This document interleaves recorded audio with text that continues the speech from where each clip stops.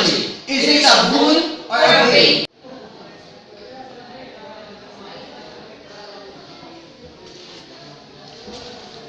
Our modern day today has been exposed to technology. Thus, it is becoming a huge part of our daily life's activities.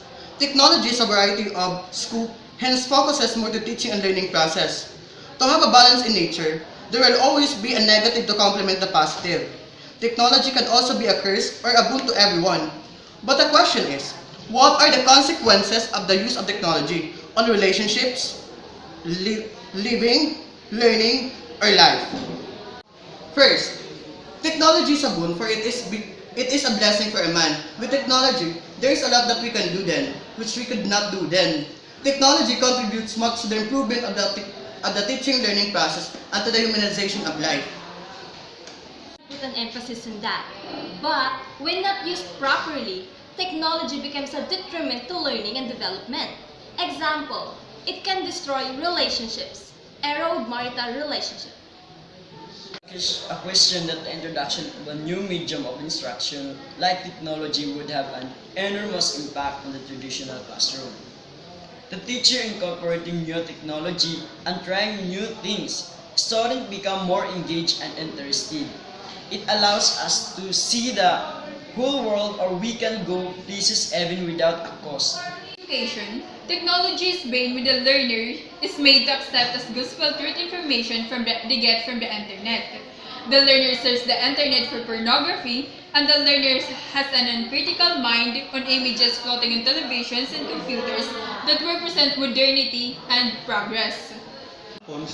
With comes you will be closer to someone, miles and miles away. Many human lives saved because of speed notification via cell phones.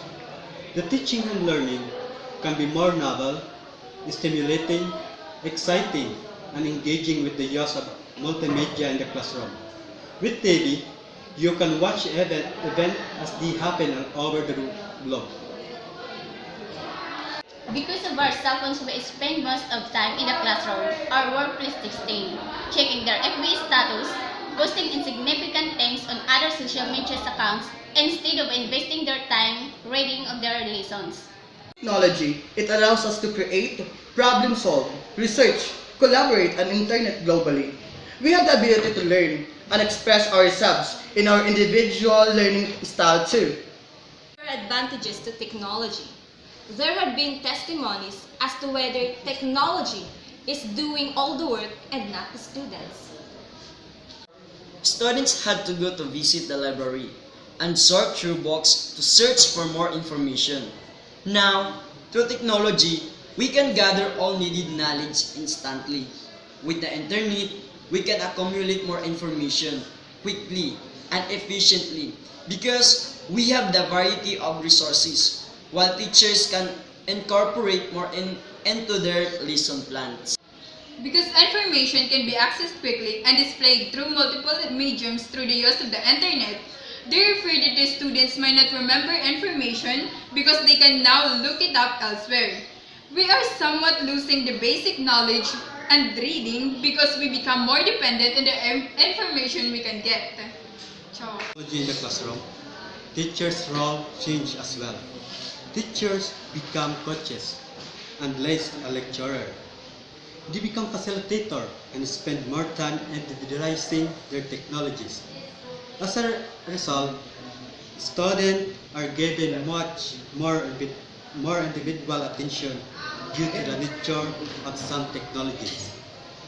Classroom with the use of technology have students with positive attitudes and a greater inclination to learn and increase in student achievement too. In the classroom can be distraction for students. It decentralizes its attention to social networks and other, especially when the technology isn't used related to the class or when the teacher used it without having anything to do with the topic that is being having. Confused or embarrassed to ask questions because they didn't want to show their ignorance. But with the individual's computer instruction, students can always immediately request help if something is unclear. Loss of communication skills and the ability for people to interact with each other. the loss of interpersonal and cooperation skills that students usually develop within a classroom setting. Computer technology is a positive supplement to bridge the gap between education and technological world we live. It promotes independent learning to most independent students and appears to be more fun, lively. Perhaps the issue is not whether to use technology in teaching or not, or is it truly a blessing or a curse? For what really matters is the way we use it, the context that we use it in, and the learners who we use it for. If we use them properly for better result, then it is a blessing. But if we abuse or misuse them, they become a curse. Technology has many advantages when it is used for the development of the class, but also it has a disadvantage when it isn't used in this because it distracts us and impedes us learning. But there are more on the positive side because it is very important and useful for a class of people. It is portable and with many applications that serves as help to the persons. Technology in the classroom. Teachers' role changed as well. Teachers become coaches and less. Hindi na.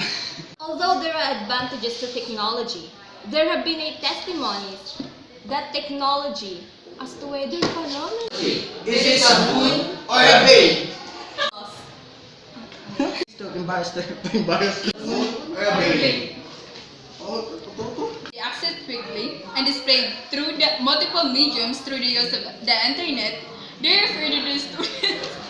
Can be Oh, accessed. yeah. Because of our cell phone, we spend most of time in the classroom or in workplace texting, checking their FB status, posting insignificant things on other social media accounts, instead of investing.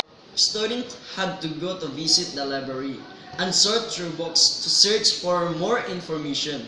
Now, through technology, we can gather all needed knowledge instantly. With internet, we can accumulate more information quickly and efficiently because we have variety. Advent of technology in the classroom. Teachers' role changed as well. Teachers become coaches and less as lecturer. They become facilitator and spend more time individualizing their technologies. As a result, students Although there are advantages to technology, there have been testimonies that Because of our cell phone, we spend most of time in the classroom or workplace texting, checking their FB status, in posting insignificant things on other social media accounts, instead of investing their time to reading their lessons. Classroom can be distraction for the Confused or embarrassed to ask questions because they don't want to see their ignorance. But with the individual